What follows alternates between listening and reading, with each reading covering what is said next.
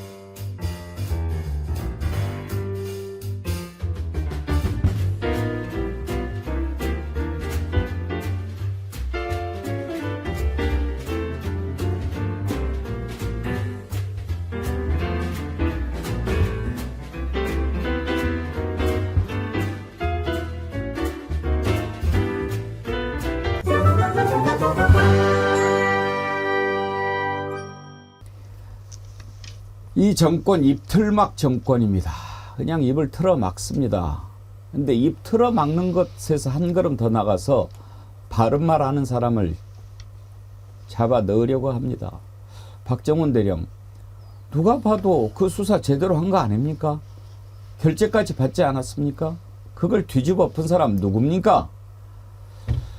박정훈 대령이 얼마 전에 2월 13일인가요? 김근태 상을 받았더라고요. 축하할 일입니다. 그 자리에서 했던 발언 오늘 한번 먼저 들어보고 시작할까요? 저는 현역 군인인 신분으로서 이 자리에 서서 민주주의자 박정훈이라는 그런 이야기를 들으리라고는 생각도 못했습니다. 하지만 저에게 이러한 과분한 상을 주시는 이유는 제가 올바른 선택을 했고 그 선택에 많은 분들이 지지를 하고 계시고 그래서 절대 꺾이거나 좌절하거나 하지 말라는 그러한 당부로 알고 제가 겸허히 받도록 하겠습니다.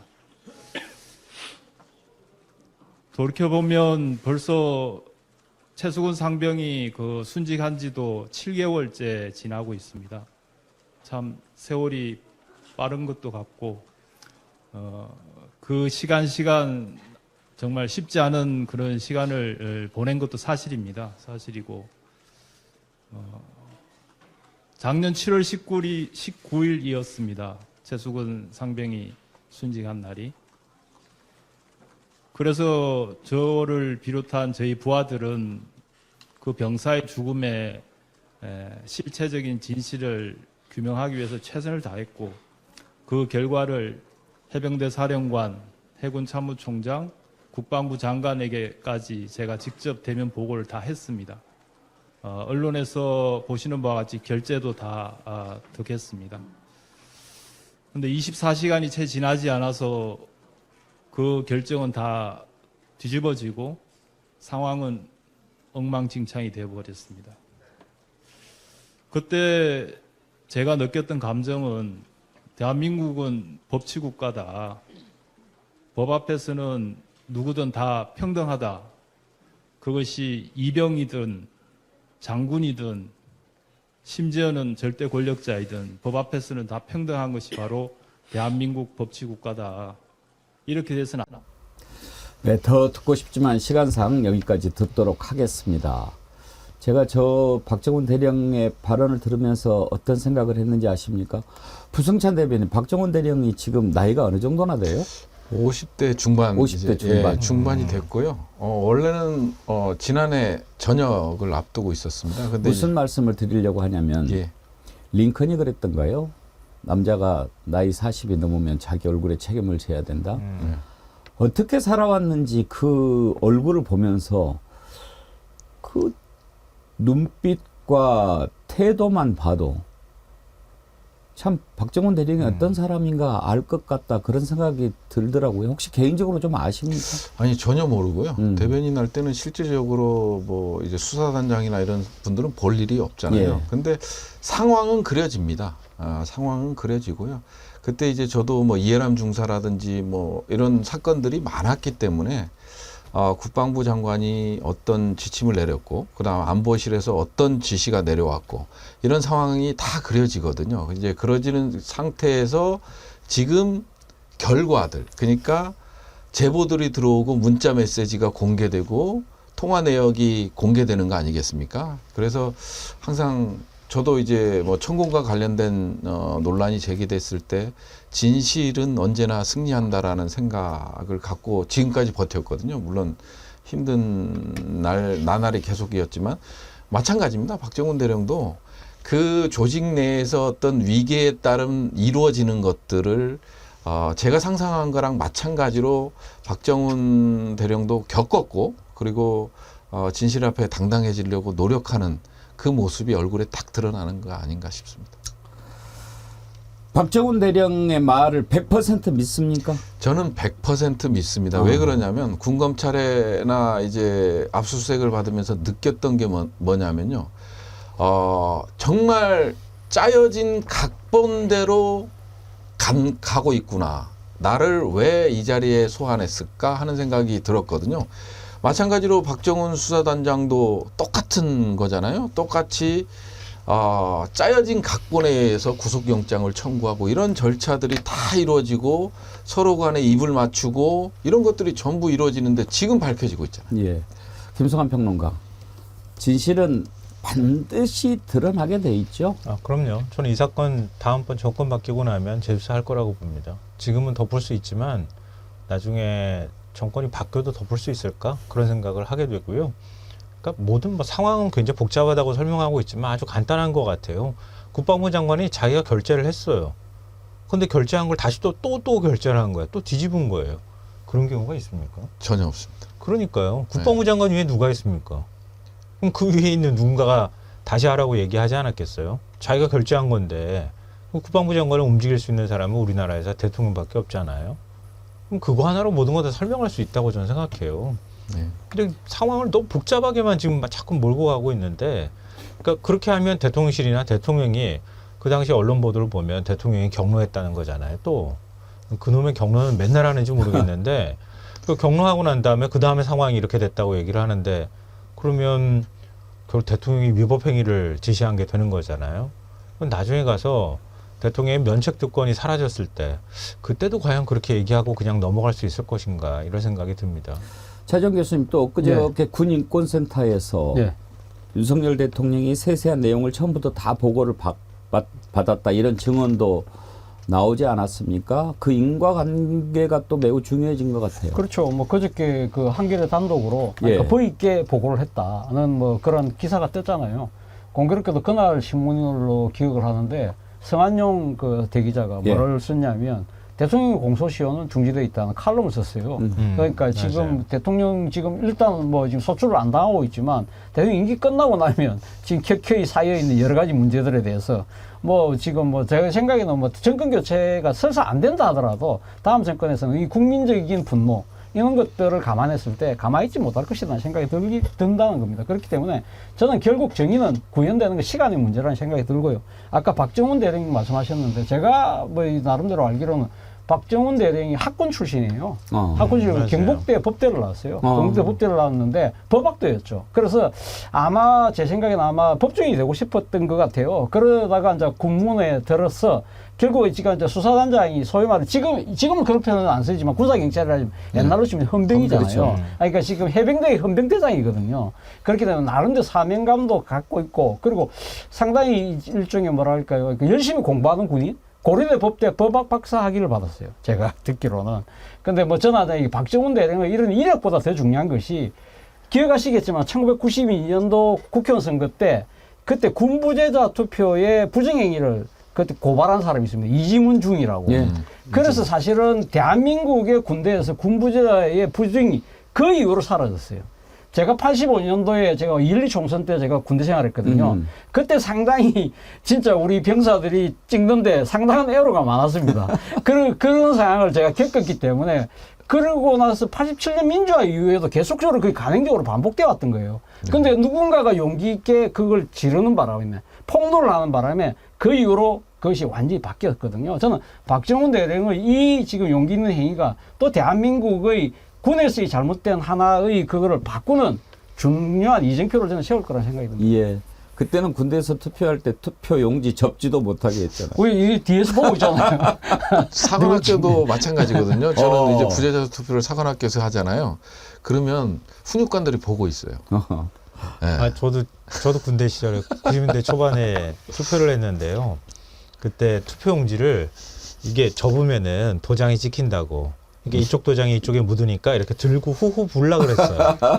그러면 어디다 찍었는지 다 보고 있잖아요. 그래 통계를 내가지고 보고하는 거예요. 예, 네. 맞습니다. 그렇게 보고하더라고요. 그렇게 해서 박정희, 김대중이 붙었는데 그 표 차이로 이겼기 때문에 사실은 진 선거였고 그래서 이제 겁을 먹은 박정희가 유신을 단행한 거 아니었겠습니까? 차재원 교수 말씀 듣다 보니까 차재원 교수 부산이죠. 예. 부산도 법학이라고 그럽니까? 전라도 쪽도 법학이라고 그러는데 법학입니다. 저 발음이 계속 문제가 있습니다. 아니 우리도 어렸을 때 법학 그랬지요. 박정훈 대령 사건을 통해서 보듯이 이 정부가 참 잘못을 많이 하지 않습니까? 정부 잘못할 수 있다니까요. 그런데 그러면 반성하고 사과하고 다시는 그러지 않겠다라고 대책을 마련을 하면 됩니다. 그렇게 역사가 가는 겁니다. 그런데 이 정권은 입을 틀어막습니다. 듣지 않으려고 합니다. 거기에다가 그런 말을 한 사람을 오히려 처벌을 하려고 합니다.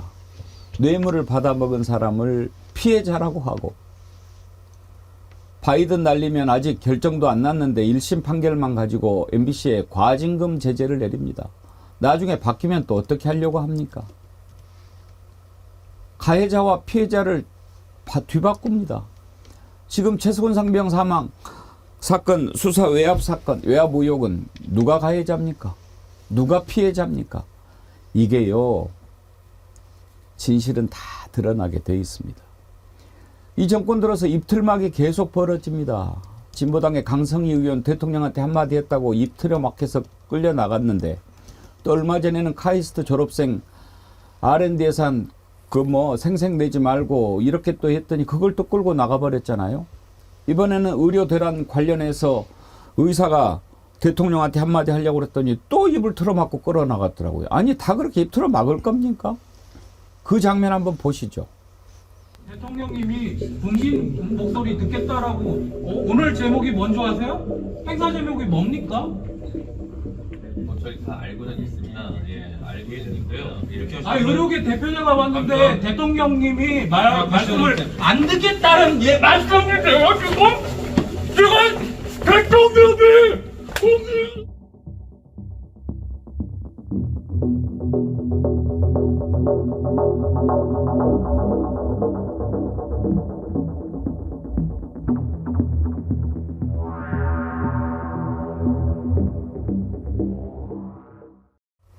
근데 지금 저 상황은 대통령이 현장에 있지도 않는 상황 아닌가요? 김서관 평론가? 행사장 바깥이에요. 근데 입을 틀어막아? 그러니까 그 소리가 들릴까 봐 겁이 나서 그런가. 이게 도대체 경호 원칙이라는 게 뭔지 잘 모르겠어요. 그러니까 그 사람이 신분이 의사라는 것도 다 알고 있었던 상황이고 병원에 가서 이면택 회장 얘기를 보면 택배 기사도 왔다 갔다 하고 병원 직원들도 왔다 갔다 했다는 거 아닙니까? 근데 왜 나가라고 하길래 왜 내가 나가야 되느냐 이렇게 얘기를 했는데도 막무가내로 경호구역이라고 얘기를 했다는 거예요. 어디까지가 그러면 경호구역이냐? 사람들 다 왔다 갔다 하는데 그렇게 얘기를 하니까 그거는 말할 수 없다. 그래서 항의를 하니까 저렇게 입을 확 틀어막고 그냥 끌고 나가버린 거예요. 이게 말이 되는지 모르겠는데 전 이번에 그 입틀막 하는 걸 보면서 그 생각이 제일 먼저 들었어요. 지난번에 진보당 의원이 입틀막 당했을 때는 진보당은 원래 그런 당이니까 이렇게 얘기했어요. 카이스트 석사 졸업생이 R&D 예산 다른 것도 항의한 정치적 구호를 가지고 항의한 것도 아니고 R&D 예산 삭감에 대해서 항의하는 피켓 들고 있다가 그거 얘기했다고 해서 그래서 입틀막 당했는데 근데 그때도 녹색정의당 지금 이제 그 대전 지역의 대변인인가 그랬다는 거 아니에요? 그러니까 원래 그런 사람이야 이렇게 얘기했는데 그럼 소아청소년과 의사회장 의사는 그럼 뭐라고 얘기할 겁니까? 그럼 뭐라고 해야 되죠? 지금 전공의들이 파업하고 지금 진료 거부하는 거 아니에요? 의사들이 하는 건 아니잖아요. 그럼 이거는 뭐라고 얘기하지? 의사는 불순한 세력이라서 원래 그렇게 얘기하는 거야. 이렇게 설명할 겁니까? 이렇게 반박할 건지 모르겠어요. 지금 저 끌려나간 분이 임현택 대한소아청소년과 의사회장이신데 그때 상황을 좀 들어보도록 하죠. 전화 인터뷰했던 내용을 들어보시죠.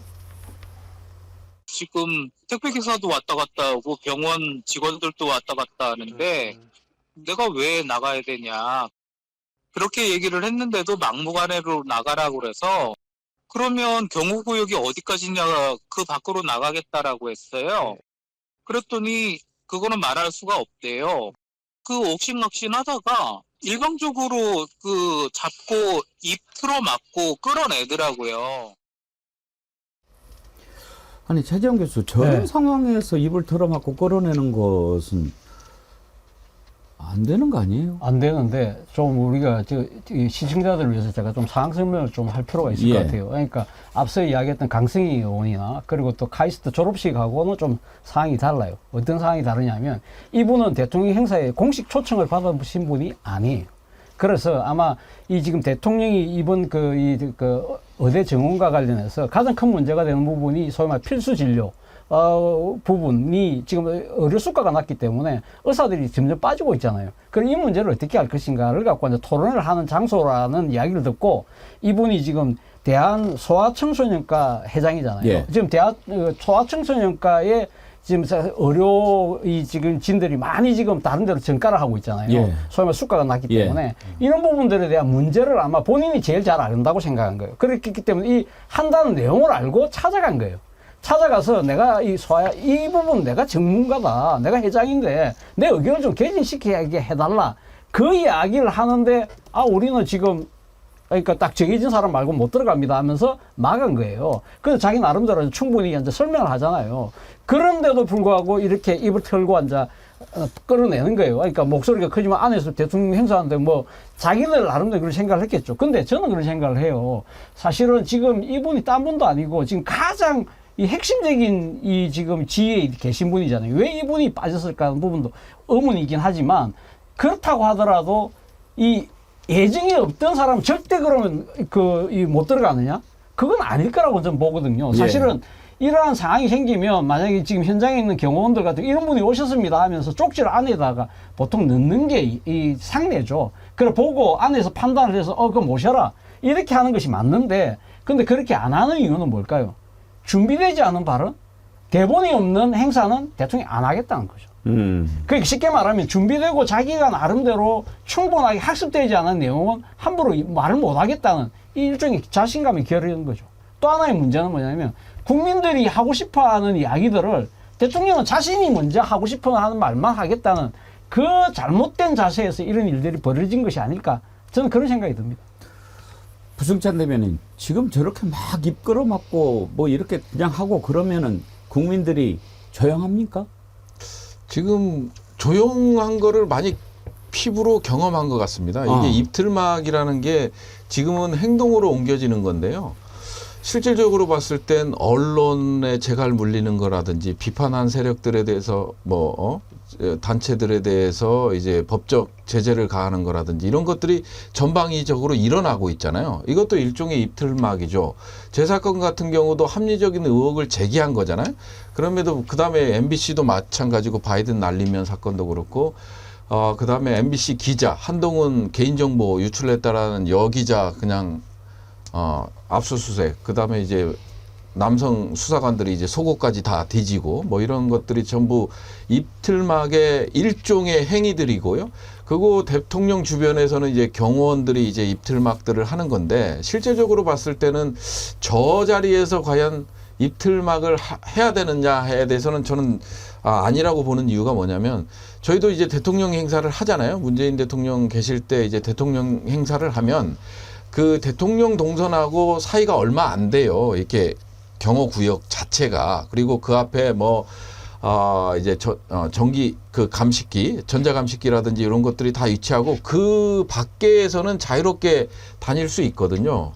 이분 같은 경우도 임현택 회장 같은 경우도 이제 밖에서 이제 본인이 주장을 하는 건데 그것까지 이제 입을 틀어막는다는 거는 진짜 앞으로의 3년이 상당히 걱정된다. 네, 그렇게 해가지고 끌고 간 다음에 이게 사실은 설득할 수 있는 상황이잖아요. 뭐 경원이 사실 충분히 의사는 알지만 이 자리는 아직 초청을 받지 못한 자리니까 들어가실 수는 없다. 이렇게 해서 돌려보내는 게 일단 상례인 것 같고 그렇게 해가지고 끌고 갔다 하더라도 경찰서에 어떻게 9시간을 둡니까 사람을. 아니 데리고 갔다가 그냥 바로 풀어줘도 다시 또 그 자리에 가겠습니까? 이것도 참 말이 안 된다 이런 생각이 들고요. 그래서 다시 노무현 대통령이 소환되고 있잖아요. 그러니까 지금 일부 언론도 보도를 했던데요. 2007년 4월 4일 청와대 영빈관에서 노무현 대통령이 장애인 차별 규제에 관한 법률에 서명하는 행사가 열렸어요. 그러니까 박경석 전장현 대표가 그 자리에 초청될 수밖에 없었죠. 공식 초청자였어요. 초청자였는데 행사 시작하자마자 대통령 앞으로 다가가면서 이렇게 플랜카드 같은 거 작은 걸 갖고 왔더라고요. 장애인은 제대로 배우지도 못합니다. 뭐 이러면서 그러면서 구호를 막 외친 거예요. 이게 전혀 예상할 수 없었던 일이 벌어진 거거든요. 경호원이 다 그쪽으로 쫙 갔겠죠. 그러니까 대통령이 손대지 마십시오. 이렇게 얘기를 해요. 그런 다음에 이렇게 얘기합니다. 딱 3분의 시간을 드릴 테니까 할 말이 있으면 모두 말하세요. 이렇게 얘기를 합니다. 박경수 대표가 계속 소리를 치면서 구호를 외쳐요. 그런 다음에 그걸 가만히 참아줘요. 3분 정도 시간이 지나고 나니까 이렇게 얘기를 해요. 이제 됐습니까? 이 자리는 장애인뿐 아니라 나라의 복지 전반에 대해 논의하는 자리입니다. 만약 회의를 계속 방해한다면 이 회의를 취소하고 저는 집무실로 돌아가겠습니다. 어떻게 하시겠습니까? 그런 다음에 경호원들이 이렇게 해서 휠체어를 밀고 나가니까 더 이상 말하지 않고 나갔어요. 이거를 하라고 우리가 계속 얘기했던 거 아니에요? 우리가 이런 일이 있을 때마다 제가 2번에 걸쳐서 오바마 대통령이 그때 이민정책 관련한 연설을 할 때 한 청년이 이렇게 소리 지를 때 대처했던 모습을 보여드렸는데 그런 훈련까지는 저는 뭐 이 정부에 또 윤석열 대통령한테 기대하지 않지만 최소한 상식적인 수준에서 또 인간적인 차원에서 했어야지요. 이런 경우에 이야기하면 여기서 이러지 마시고 뭐 이렇게 하면서 나갈 수도 있는 거 아니에요. 왜 갑자기 입을 틀어막냐고. 그러니까 따로 좀 이따 얘기하시죠. 아니면 어떤 얘기 하고 싶습니까? 라고 얘기해서 잠깐만 들어준 다음에 경호원들한테 곱게 잘 모셔서 데리고 나갔으면 좋겠다. 이렇게 한마디만 했어도 대통령께 더 올라갈 거예요. 부승찬 대변인 이번에 만약에 국회 들어가시면 입틀막 방지법을 좀 하나 만들어 보세요. 알겠습니다. 너무 남의 입을 그렇게 함부로 갖다가 막는 거 아니에요? 그 폭력이에요. 경호는 무슨 그 폭력이죠. 아니 사실은 그러니까 입틀막을 한다는 것 자체가 지난번 그 카이스트 졸업식 때도 한다 그게 드러난 장면인데요. 사실은 강승희 의원 같은 경우는 그때 대통령 악수를 하고 지나갔기 때문에 그 상황을 대통령이 인식을 못할 수도 있어요. 근데 그때 카이스트 학생 같은 경우는 대통령이 자기 정면에서 지금 벌어진 사건이었잖아요. 꽤 멀긴 했지만 그렇다고 한다면 대통령이 거기서 하는 이야기를 듣고 잠시 스톱해봐라. 그 지금 R&D 이야기하고 있는데 내가 그거 준비해 온 거 아니냐. 학생 이야기 지금 잠깐 이야기해보고 내가 준비된 거 설명할게. 이런 식으로 정치적인 포용 간용 있는 걸 내고 있으면 어떨까 하는 생각이 드는데 문제는 그날도 보면 말이죠. 사실은 어떻게 보면 왜 경호원들이 그렇게 그러니까 그 회의장에서의 소란을 그렇게 방지하겠습니까? 소위 말해서 VIP 대통령에 대한 위해가 있을까 싶어서 그렇게 하는데 그날 보면 말이죠. 아니, 위해를 하려고 하면 뭐 팔을 잡는다든지 뭐 뛰쳐나가려 몸을 잡는다 해야되는데 제일 먼저 입부터 막아요.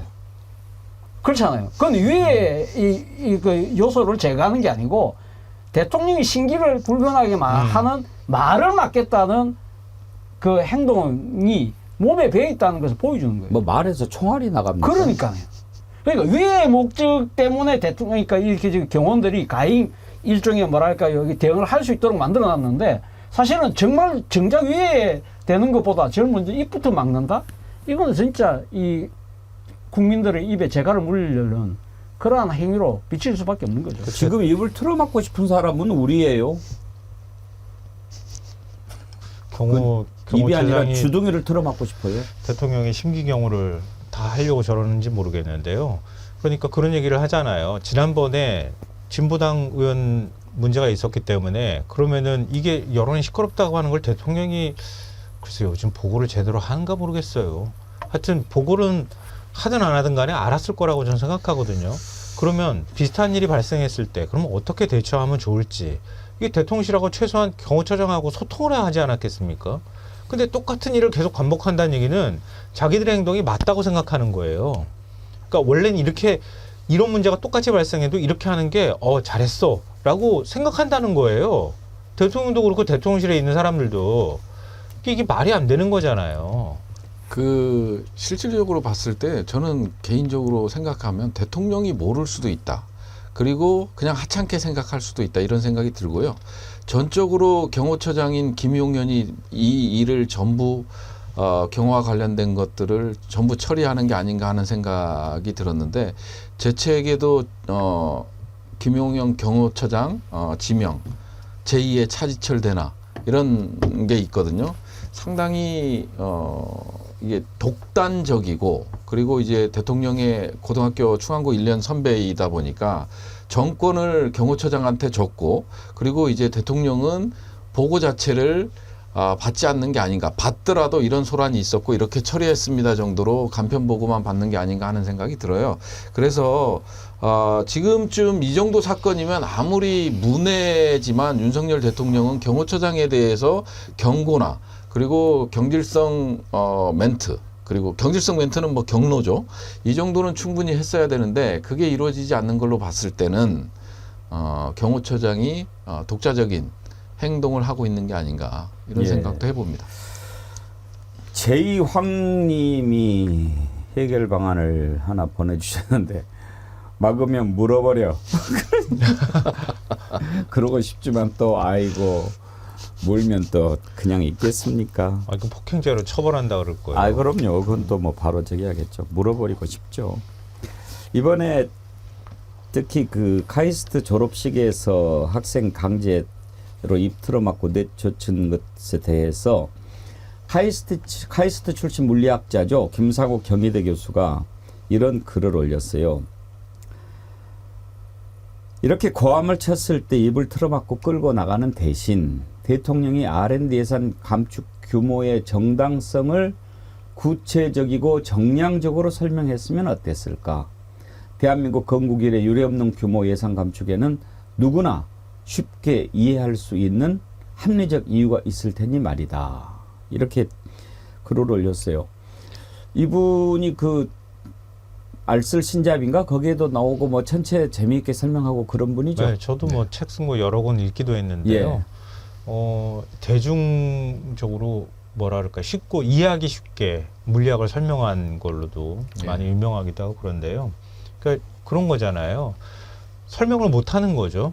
그러니까 R&D 예산 삭감의 계기라고 하는 게 무슨 과학계 카르텔이 있다고 대통령이 한마디 하고 난 다음에 그때부터 시작된 거고 과기정통부 장관이 그 원래 예산을 삭감 안 한 예산을 들고 갔더니 대통령이 또 노발대발했다는 거 아니에요? 그거 국회에서 또 야당 의원이 질의를 하니까 장관이 그 부인을 못했어요. 그런 일이 있었구나 이렇게밖에 이해할 수 없게 상황이 됐는데 근데 그렇게 해가지고 살린다고 살렸는데 지금 4조 원 넘게 순삭감됐다는 거 아닙니까? 근데 저런 상황에서 대통령이 설명을 어떻게 제대로 해줄 수 있었을까 이런 생각이 들고요. 과연 R&D 예산이 그만큼 삭감되어야 할 이유를 대통령은 납득할 만큼 머릿속에 정리가 돼 있을까도 싶어요. 그러니까 그것도 저는 안 돼 있다고 생각해요. 그냥 어디서 누구한테 주워드는 얘기 가지고 얘기를 했는지 모르겠는데 무조건 자기가 한번 생각하면 과학계에 어떤 현실이 있는지도 제대로 이해하지 못한 상태에서 무조건 깎아야 되는 대통령 눈치만 보고 대통령 한마디에 그냥 모두 벌벌 떠는 게 지금 현 정부의 상황이 아닌가 싶어요. 카이스트 대학원생, 학생, 교직원 4,456명이 대통령실에 공식 사과를 촉구하는 성명을 발표했는데 차정 교수님 워낙 뭐 사과하고는 거리가 먼 정부라 기대하기 힘들겠죠? 사실 뭐 사과할 것 같았으면 지난해 예산 편성 때 그 문제가 많고 반발이 심했는데 그때 그 원상복구를 했겠죠. 그렇지 않았다는 것 자체가 사과할 저는 뭐 가능성이 거의 없다고 보는데요. 사실은 뭐 지금 R&D 예산 삭감과 관련해서는 저는 뭐 크게 두 가지 문제가 있다고 봐요. 보통 뭐 이 지금 이제 내년도 정부 예산 같은 경우는 3월부터 각 부처에서 보고를 하기 시작하거든요. 그러면 3월에 그러니까 지금 각 부처가 각 기관들로부터 취합을 하잖아요. 그러면 지금 아마 지금쯤 각 기관들이 아마 보고를 할 건데 그러면 지난해 한 2월 달 정도에 아마 이 지금 R&D를 하고 있는 공공기관들이 다 보고를 했고 그걸 취합해서 올라가서 정부 예산안이 기초 초안이 만들어지니까 한 7월 정도 돼요. 그때까지도 아무 문제 없이 그대로 갔던 것이 그러니까 9월 정기국회에 정부 예산안이 들어가기 전에 그러니까 마지막으로 최종적으로 대통령이 회의를 하는 자리에서 이 R&D 예산 문제 많다. 그렇게 갑자기 이야기가 된 거예요. 그러면 지난 6개월 동안 진행되어 왔던 모든 예산 편성 과정 완전히 거꾸로 뒤엎는 거예요. 예. 그러니까 아무리 대통령이라고 하지만 6개월 동안 그 각 부처에서 각 기관에서 나름대로 객관적이고 충분하게 논의 끝에 만들어진 거예요. 대통령이 말 한마디도 뒤집는다. 앞서 말씀하신 것처럼 그때 대통령이 뒤집을 때 뭐라고 이야기했냐면 입건 카르텔이라고 한 거예요. 입건 카르텔. 자, 그 두 번째 문제가 바로 입건 카르텔인데 입건 카르텔 따지면 R&D가 더 문제입니까? 아니면 검찰 카르텔이 더 문제입니까? 이게 아까 그린벨트 얘기도 하셨잖아요. 사고는 대통령이 자기가 다 쳐놓고 즉흥적으로 결정해가지고 거기에 고통받는 사람이 너무 많은데 총선 앞두고 난 다음에 그 예전 언론식 표현은 반가이 한다 그러잖아요. 자기 잘못을 자기가 지금 다 좀 포장을 하기 위해서 그린벨트 울산 가가지고 또 울산 가가지고 제가 볼 땐 김기현 전 대표는 이거 경선에서 못 이기겠다는 박맹우 전 울산시장하고 붙었거든요. 못 이기겠다는 생각이 갑자기 들었는데 울산에 가서 그린벨트 다 풀겠다 얘기한 거예요.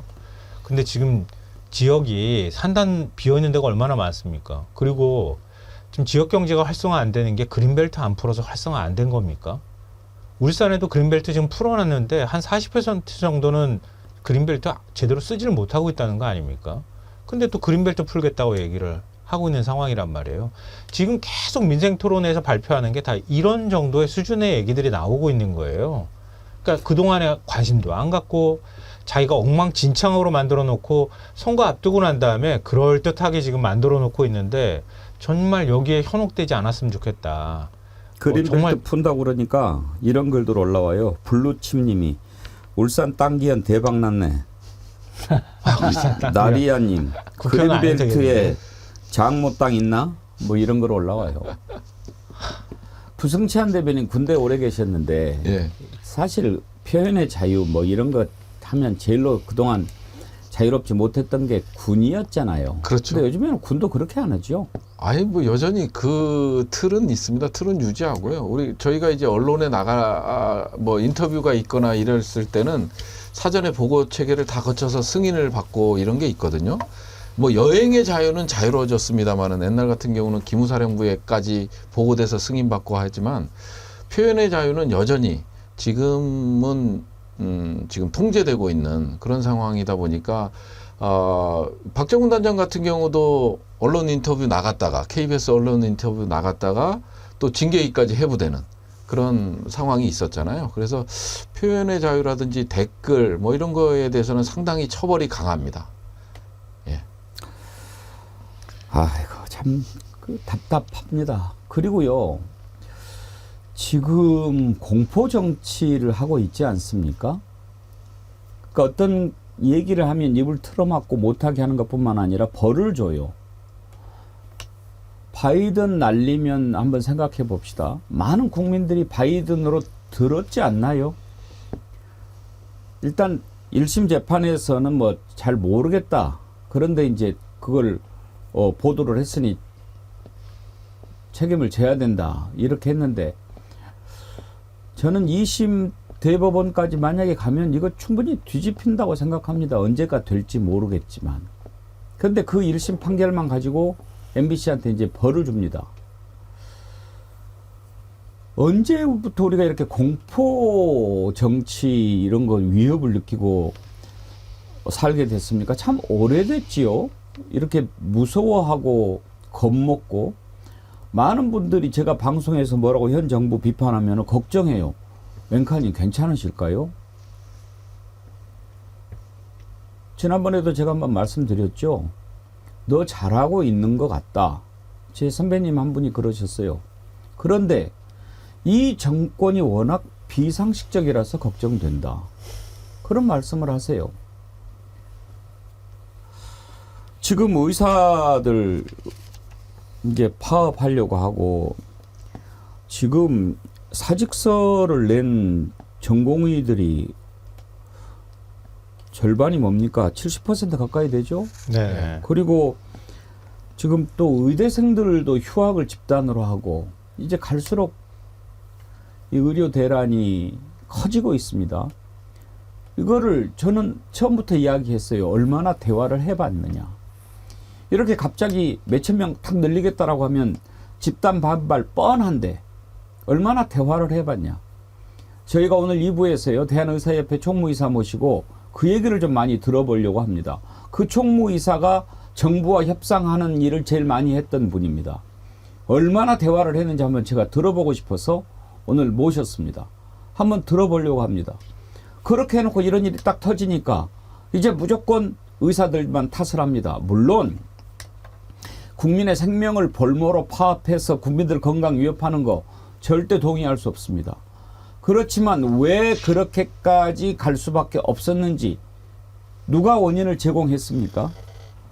사전에 충분히 대화할 수 없었나요? 그렇게 해놓고 대통령이 그것은 절대 안 된다라고 큰 소리 치니까 이제는 겁박을 합니다. 복귀 안 하면 지금 이제 업무 개시 명령 내렸죠. 복귀 안 하면 구속 수사하겠다. 체포영장 발부하겠다. 매사가 이런 식이에요. 행안부 장관 얘기부터 먼저 한번 들어볼까요? 정부는 의료계에 대한 설득 노력을 지속하는 한편 국민의 생명과 건강에 위험을 초래하는 행위에 대해서는 법과 원칙에 따라서 엄정하게 대응하겠습니다.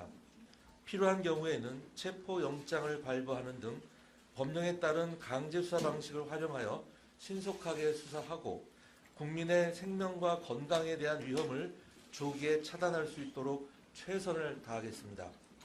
특히 집단행동을 주도하는 단체 인사에 대해서는 경찰과 검찰이 협의해 구속수사 등 엄중한 조치가 이루어질 것입니다.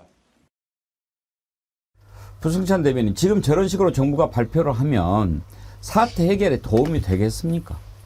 더 이제 사태가 이제 악화될 가능성이 상당히 높죠. 이게 감정이라는 게 상당히 중요하거든요. 그리고 저는 이제 저런 발표를 보면서 대한민국이 과연 민주주의 국가인가? 이런 생각을 다시 한번 또 하게 됩니다. 이제 박정희나 전두환 때 정권 때나 있을 법한 얘기들이 지금 일어나는 거 아니에요.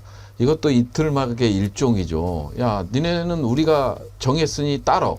안 따르면 구속이야. 뭐 이런 식으로 간다는 게 과연 이 의료 대란을 막아낼 수 있느냐 이 생각이 좀 들고요. 2020년만 보더라도 문재인 정부에서 10년간 의대 정원을 늘리겠다고 추진했잖아요. 400명씩 늘리겠다고 추진했지만 그때도 이제 소통이 안 돼서 결국은 의료 단체 쪽에서 얘기하는 거는 의사단체 쪽에서 얘기하는 거는 소통이 부재했다라는 거거든요.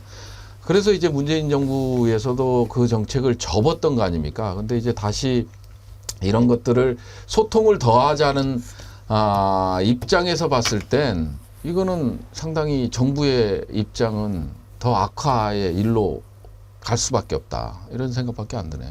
차지원 교수님, 네. 체포영장, 구속수사 이렇게 하면은 오매무소라 하고 금방 돌아올까요?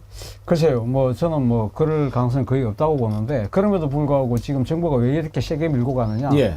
지난번 그 노동 현장의 그 노동조합이 개입해서 소위 말하는 검포 예. 뭐 그런 부분들에서 상당한 지지를 받았잖아요. 특히 화물노조 때. 네, 화물노조 때. 그리고 또 노동조합의 회계장부 그 공개하는 뭐 투명성 그런 부분들 하면서 상당히 밀어붙이니까 되더라. 그러면서 상당히 지지를 받았다고 생각을 하는 거예요. 그래서 사실 지금 이 의사 수가 부족하기 때문에 의사 수를 늘려야 된다는 부분에서 국민들 다수가 공감을 하는 건 사실이잖아요. 그런 부분들이 있기 때문에 아 민심은 우리 편이야라고 생각하기 때문에 그리고 이런 부분들이 총선에도 상당히 그러니까 그 국민들 다수가 지지하고 있기 때문에 우리가 밀어붙이는 게 도움이 될 거라고 생각을 하는 것 같아요. 근데 저는 의사 그 정원을 늘려야 된다. 그러니까 의대 정원을 늘리는 저도 개인적으로 찬성해요.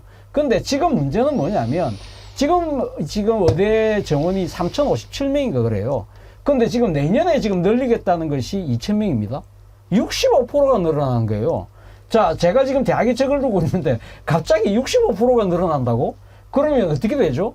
그러면 이 의대 시설을 갑자기 그렇게 늘릴 수 있나요?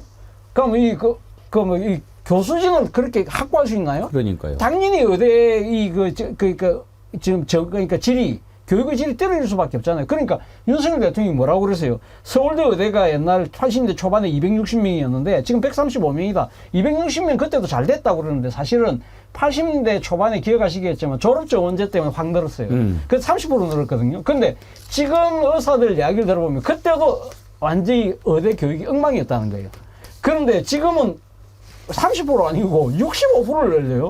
이게 말이 되느냐는 거죠. 사실은 그래서 사실 지난 정권 때 문재인 정부에서 내세운 것이 400명씩 10년간 4,000명인데 지금 여기는 뭡니까? 지금 2,000명씩 10년간 5년간 10,000명을 늘리겠다는 것인데 제가 생각해서 아무리 국민들이 지지한다 하더라도 이 일종의 뭐랄까요? 그러니까 지금 우리나라의 의과대학이 감당할 수 있는 수준을 나름대로 하면서 그런 식으로 해야 합리적인 설득이 되는 그 대화가 되는 것인데 너무 지금 2,000명이라는 부분을 이렇게 밀고 간다?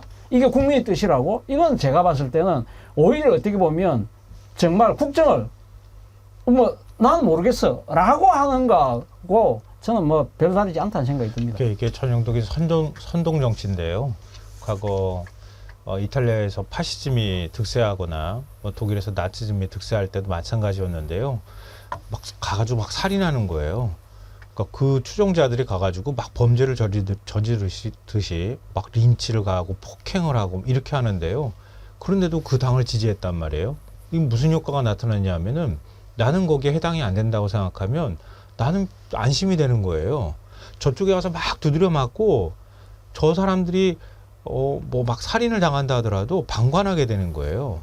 그러니까 노조도 마찬가지거든요. 우리나라 노조 조직률이 13%밖에 안 돼. 이것도 올라가가지고 13%예요. 근데 13% 가운데 상당수가 사실은 좀 정규직에 해당되는 노조원이란 말이에요. 근데 우리나라 국민들은 비정규직이 지금 훨씬 더 많아졌어요. 근데 이 기득권으로 비치는 거예요. 노조를 막 때리지만 내 일은 아니라고 생각하는 거예요. 근데 노조가 뭔가 잘못하고 자기들 기득권, 자기 밥그릇만 가져간다고 생각하니까 때려도 한편으로는 또 고소하다는 생각이 드는 거예요. 사람이 심리가 그렇거든요. 의사들도 역시 마찬가지예요. 의사들, 국민들이 생각할 때는 의대 정원 필요해라고 직관적으로 지금 느끼고 있고 의사들은 항상 집 앞그릇 챙기려고 저렇게 정원 늘리는 거 얘기만 나올 때마다 저렇게 파업하듯이 저런 식으로 하는데 윤석열 정부가 가가지고 확 그냥 꺾어줬으면 좋겠는 거예요. 이게 우리 사람의 이성적으로 우리가 막 얘기하지만 사람의 마음의 심리에는 그게 먼저 작동한다는 거예요. 이게 정치 심리학에서도 이렇게 표현하거든요. 그러니까 다른 거 다 복잡한 거 필요 없어. 일단 이겨주길 바라는 응원하는 마음이 생긴다는 거예요. 그렇게 되면은 나와 관련이 없는 일이 되고 응원하는 마음이 생기면 윤석열 정부 심판론이 물타기가 돼서 희석돼요. 오히려 심판하는 게 아니라 지원하는 쪽으로 마음이 바뀔 가능성이 생긴다는 거예요. 이거를 저는 노리고 대통령실에서 움직이고 있다. 여기에 속아 넘어가면 안 된다. 이 말씀을 정말 속으면 안 된다는 말씀을 드리고 싶어서 이렇게 장황하게 말씀드렸어요. 복귀해라. 그렇지 않으면 구속하겠다. 체포영장 발부하겠다 이렇게 하는데 이게 겁박입니까? 근데 보건복지부 차관은요 지금 오히려 의료계가 겁박을 하고 있다고 얘기를 하더군요. 들어보시고 어떤 게 맞는지 한번 생각해 봅시다. 병원이 대비할 시간적 여유조차 주지 않고 일시에 집단적으로 사직하는 게 과연 헌법상의 기본권입니까? 국민의 본질적 기본권인 생명권보다 우선할 수 없습니다. 정부가 법을 집행하는 걸 겁박이라고 그러고 본인들이 현장을 떠나서 환자를 위태롭게 하는 거는 이거에 한 10,000배에 가까운 뭐 억만 배에 가까운 겁박 아닙니까? 저 논리 어떻게 평가하시는지 궁금합니다. 부승찬 대변인 먼저 말씀을 좀 해주시죠. 저는 뭐 다른 말이 필요 없을 것 같습니다. 그냥 소통입니다. 결국은 이제 소통이 없는 상태에서 이제 강대강의 대치가 계속되고 있고요. 그 다음에 이제 정부 권력 자체가 우위에 있다고 생각을 하니까 이게 찍어 누르려는 그런 심리가 작동했던 거고, 아까 뭐 차 교수님도 말씀하셨지만은 이제 그런 논리에 따라서 뭐 건폭이라든지 이런 것에서 이제 학습 효과가 있는 겁니다. 그러다 보니까 저런 발언들이 나오는 거고요. 차관으로서 저런 발언을 하는 게 저는 올바른지 그거부터 생각해 볼 필요가 있다라는 굉장히 말씀드립니다. 말 자체가 선동적이잖아요. 그러니까 지금 복지부에서 이번 문제를 어떻게 풀어갈지를 고민하고 예. 거기에 대해서 의사단체하고 어떻게 이 문제를 해결해 나갈지를 얘기하는 주체가 되어야 되는 정부 부처인데, 근데 저쪽에서 겁박이라고 하면은 당신들이 겁박하는 거는 100만 배 뭐 겁박입니다, 이런 식으로 얘기하는 건 이건 전형적인 선동의 말이죠. 이건 굉장히 무책임한 거예요. 그러니까 지금 이 대책을 마련해야 될 때가 좀 환자들이 피해를 보고 있으면은 환자 피해를 어떻게 최소화할 것인지, 또 그거에 대한 비상계획은 뭔지, 이런 걸 얘기하면서 지금 병원들을 통해 가지고 환자 피해가 발생하지 않도록 대비한다든가 이런 얘기를 해야 되는 거 아니에요. 최근에 아직 여론조사 제가 그걸 못 봤는데요. 의사들이 잘못하고 있다, 정부가 잘못하고 있다 이런 뭐 여론조사는 아직 없나요? 저도 못 본 것 같습니다. 그러니까 지금 의대 정원수를 늘리는 부분에서 한 75% 국민이 찬성하는 건 그건 분명한데, 봤는데. 문제는 지금 현재 무리한 이러한 그러니까 정원 계획 때문에 의사들이 반발에 대한 민심의 변화는 아직까지 지금 뭐 제가 조사를 못 봤습니다. 앞서 근데 지금 아까 박민수 차관인가요? 저는 제가 기자 생활 그리고 또 뭐 정치판 일을 많이 보면서 저는 관료 출신이 저렇게 이야기하는 거 처음 본 것 같아요. 예. 사실은 관료들은 상당히 조심스럽게 이야기하거든요. 예를 들면 이렇게 간두는 게 헌법상의 기본권입니까? 정도는 관료 출신들이 할 수 있어요. 그런데 아까 뭐 지금 이 뭐 억만 배 어쩌고 이런 이야기하는 부분들은 소위 말하는 정치인 출신들, 진짜 완전히 정권에다가 완전히 목을 매는 사람들 말고는 저런 표현을 안 쓰거든요. 모르겠습니다. 저분이 뭐 지금 이번 사태 잘 끝나고 나면 장관시켜 줄게라는 이야기를 들어서 그런지 모르겠습니다만 어쨌든 지금 보니까 이 정권이 지금 대통령의 의지가 상당히 아마 나름대로 이 지금 저 차관은 읽었던 것 같아요. 읽고 이런 맞아요. 부분들에 대해서 내가 맹목적으로 충성을 하면 뭔가 정치적 성과가 있겠지라는 생각, 그리고 또 그런 부분들을 아마 익히 봐왔기 때문에 저런 식으로 하는 것이 아닐까 하는 생각이 들기 때문에 좀 씁쓸하네요. 근데 굉장히 중요한 거 얘기해 주셨는데요. 공무원들은 이 대통령실의 기조가 뭔지 보고 움직인단 말이에요. 그건 모르면 절대 저렇게 말 못하는 거거든요. 근데 어제 윤 대통령이 얘기했잖아요. 최소 규모가 2,000명이다. 그러니까 더 이상 물러설 뜻이 없다는 걸 대통령이 분명하게 선을 그었어요. 그러면은 이제 강대강으로 가겠다는 얘기가 되는 거거든요. 근데 제가 볼 때는 자칫하면은 총선까지 이 판을 끌고 가서 의사들을 꺾겠다라고 하는 태도를 계속 고집한다고 하면 진짜 환자들이 엄청난 피해가 발생할 가능성도 있어 보여요. 제가 어제도 여러 번 얘기했는데 지금 이 의료 대란을 바라보는 시각이 우리가 좀 깨어 있어야 된다라고 하는 건데 왜 이렇게 몰고 가느냐 하는 것을 좀 보자는 겁니다. 어제 이제 이재명 대표라든지 이준석 대표 얘기를 들어봤는데 두 사람은 그런 시각으로 보더라고요. 이렇게 끌고 가다가 어느 순간에 누군가가 딱 나타나서 해결 방안을 내놓는다 이거죠. 그러면은 이제 이 문제를 풀었네. 근데 이제 그게 한동훈이 될 거다라고 하는 그런 생각이죠. 무섭네요 님도 그런 생각 갖고 계세요. 막 밀어붙이다가 한동훈 나서서 500명 증언으로 극적 타결하면 선거에 크게 도움 되겠지 이런 생각. 그런데 저는 오히려 그것보다도 더 다른 것을 많이 걱정을 하고 있거든요. 이것보다 더 긴박한 문제가 어디 있습니까? 의사들이 파업하고 전공의들이 그만두면서 치료를 못 받아서 이제 오늘도 뭐 벌써 몇몇 환자들이 제때 치료받지 못해서 막 위급하다 이런 뉴스가 나오는데 계속 이어질 거란 말이에요. 국민의 생명 제대로 치료받지 못하는 것보다 더 긴박한 문제가 어디 있겠습니까? 이렇게 계속 이 상황이 악화되고 나빠진다면 다른 걸 신경 쓸 겨를이 없어요. 이번 총선의 가장 중요한 시대 정신이 뭡니까? 윤석열 정부 심판이잖아요. 이 이슈는 사라져버립니다. 의료 대란에 다 묻혀버리죠. 저는 그걸 노리는 게 아닌가 그런 생각을 하지요. 단이님이요. 어제 제 말씀을 듣고 이런 글을 주셨어요. 앵커님이 강조하셨던 말씀이죠. 속지 말라고. 물타기로 모든 불리한 이슈를 묻어버린 거라고요. 저도 처음엔 의사들의 밥그릇 싸움으로 생각했어요. 그런 측면이 있죠. 있는데 이제 그런 측면 이런 측면 해가지고 자꾸 이런 식으로 만들어서 국민들의 관심을 다른 곳으로 돌리고 지금 누가 잘못했냐 이렇게만 가면 원래 이번 총선은 누가 의사가 잘못했냐 정부가 잘못했냐가 아니라니까요. 이 정부가 잘하고 있냐 윤석열 대통령 뽑아놨더니 나라가 제대로 가고 있냐 그거를 묻는 선거라니까요. 근데 그렇게 생각하고 있다가도 눈앞에서 내 형제 자매가 제대로 치료받지 못해서 죽어가면 그거 어떻게 다른 신경 쓰겠습니까? 의사 욕하게 되죠. 정부 욕도 하겠지만. 그런데 가장 큰 줄기를 팩 틀어버리는 거죠. 그 점을 저는 경계해야 된다라고 생각하는데 그런 측면 없을까요? 차정 교수 제가 너무 지나친 걱정일까요?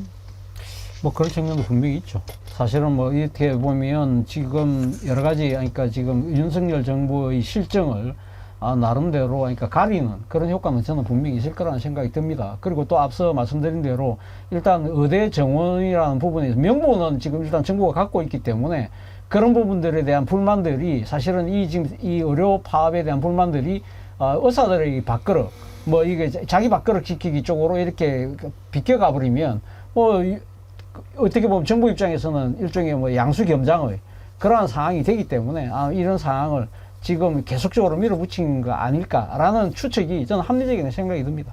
근데 이거 굉장히 중요한 부분이고요. 저도 계속 지금 그 부분 때문에 들여다보고 있는 건데 예를 들면 2012년 총선하고 많이 비교하잖아요. 그때 이제 박근혜 비대위가 들어섰던 시점이었거든요. 이명박 정부 말기이기도 했고요. 근데 당시 이명박 대통령 지지율이 28% 정도밖에 안 나왔어요. 그리고도 떨어지는 추세였어요. 근데 지금 윤석열 대통령 지지율이 한 30% 턱걸이하고 있는 수준이잖아요. 그러니까 그때랑 지금이랑 크게 다르지 않아요. 정권 심판론이 막 작동해야 되는 그런 상황이었단 말이에요. 근데 결국 나중에 뚜껑 열어보니까 그때 새누리당이 오히려 이겼어요. 그러니까 왜 그랬냐. 나중에 연구 분석한 자료들이 있어요. 그 유권자들이 어떻게 심리가 작동을 했는지. 그거 보면 문재인 대 박근혜 구도가 만들어졌다. 그게 첫 번째고요. 두 번째로는 새누리당 대 통합민주당 구도가 만들어졌다. 그게 두 번째예요. 그리고 그런 구도 내에서 당시에 막말 파문이 있었고요. 민주당에서. 그리고 지금 한미 FTA 반대 문제 가지고 걸리기도 했었고요. 그런 이슈와 관련해서 민주당이 적절한 태도를 취하지 못했다. 공천에서 또 시끄러웠던 측면이 있고 그것 때문에 정권 심판론이 오히려 프레임이 바뀌면서 희석됐다고 하는 게 그게 평가거든요. 근데 이번에도 만약에 윤 대통령이 똑같은 지지율이 이렇게 낮은 상황에서 윤석열 심판을 해야 되겠다. 더군다나 집권 중간기에 이루어지는 선거잖아요. 당연히 심판론이 강하게 작동할 수밖에 없단 말이에요. 우리가 알고 있는 것처럼 우리가 분노하는 것처럼. 그런데 지금 한동훈 대 이재명 구도가 만들어지거나 아니면은 의대 지금 증언 문제 이슈가 만들어져서 여기에서 아까 제가 직관적으로 이건 감정을 불러일으키는 거거든요. 분노감을 불러일으켜서 아니 윤석열 대통령이 그래도 의사들을 한번 이겨줬으면 좋겠어 하는 심리가 작동하기 시작하면 그런 심판론이 확 희석이 돼버린다는 거죠. 대통령실에서는 그 계산을 저는 했다고 봐요. 그래서 이 이슈를 이렇게 끌고 가면서 강경 드라이브를 더 걸고 그냥 마치 노조 때려잡듯이 의사들을 때려잡아가지고 이번에 우리가 관철시키겠다 이런 태도로 지금 나가고 있다고 봅니다. 그렇게 한다고 정말 그동안 잘못했던 것들 다 덮을 수 있나요? 잠깐 전하는 말씀 듣고 이어가지요. 봤습니까? 저희가. 아니요. 여기 저 광고.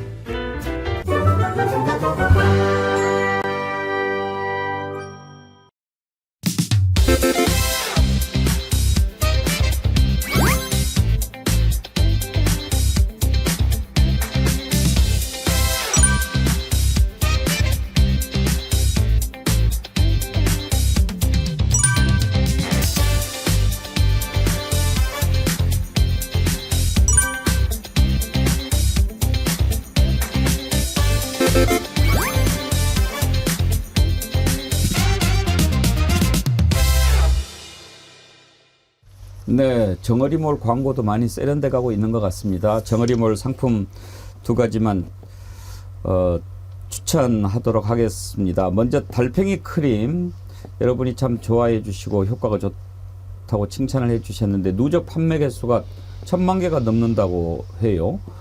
부승찬 대변인, 이게 군에서 엄청 인기 끌었었죠. 지금도 판매가 되고 있습니다. 아. 네, BX에 전부 이제 판매가 되고 있고요. 그리고 일주일에 2번 들어와요. 2번 들어올 때면은 이제 사병부터 시작해서 군 가족들이 이제 이게 떨어지기 전에 다 소모를 하는 그 정도로 상당히 인기가 높은 2가지 달팽이 크림이 있는데 이 자민경하고 또 타사께 있습니다. 예, 예, 2개가 있죠. 아니 근데 요즘 못 산다고 제가 들었는데요. 아니, 예. 누가 지금도 살 수 있나요? 지금 최근에 제가 들었을 때는 작년에는 PX에서 예. 그 뭐죠? 군대 복지재단 있잖아요. 예, 예. 거기서 원래 PX를 운영하는 거잖아요. 네네. 예. 근데 거기서 계약 해지했다고 제가 들었는데. 아닙니다. 이게 그래서 지금 사병들은 못 사고 일부 들어오는 건 장교들만 사는 거예요. 아, 그래요? 저도 엊그저께 받아서 이게 장교가 준 거구나. 사병들은 못 산대요. 아, 예. 그렇습니다. 아무튼 그 이제- 정도로 인기 있다는 거죠. 예, 아니, 뭐 좋은 거는 이제 다 알고 저도 지금도 매일 바르고 있는데 예. 봄철에 또 보습이 또 필요할 그런 시점에 예. 정어리몰에서 잘 준비를 한 것 같습니다. 더군다나 1+1으로 앞으로 일주일 동안 추가 10,000원 된 할인 가격으로 제공한다고 하니까요. 이번 기회에 많이 구매하시고 사용하시면 좋을 것 같습니다. 여러분께 좋은 제품이라 추천을 드리고요. 한 가지 더. 정월 대보름 세트, 이제 내일 모레가 정월 대보름이니까 오늘 주문이 거의 이제 마지막 아닐까 싶은데요. 이 소개해드리는 나물, 오곡밥, 또 부럼, 땅콩, 호두 다 이게 국산입니다.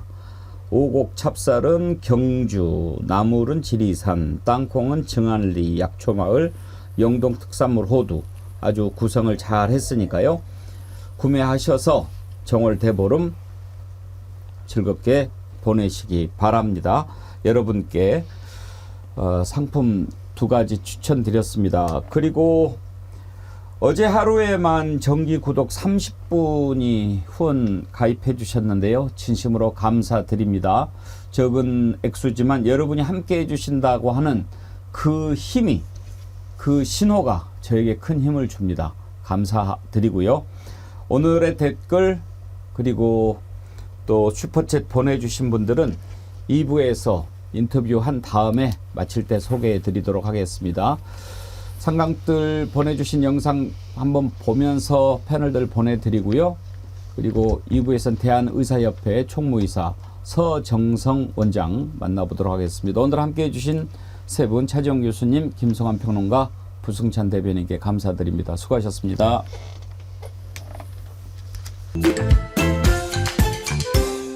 도끼를 잡으면 사냥개는 삶아 먹는다. 아무리 생각해도 정어리 TV는 반정부적인 것 같아요. 네. 지금 김건희 여사께서 개고기 식용 금지를 본인 되게 열심히 생각을 하셔가지고 독일을 왜 안 간 거예요? 독일이요? 네. 도이치. 도이치잖아요, 도이치. 지금 도이치 특검 하자고 하는데 독일을 어떻게 가냐. 야, 이거 짤로 돌아다닌다. 이제 끝났다. 아니, 이거 국빈 방문인데. 세상은 유지경 속이라. 잘난 사람 잘난 대로 살고 못난 사람 못난 대로 산다.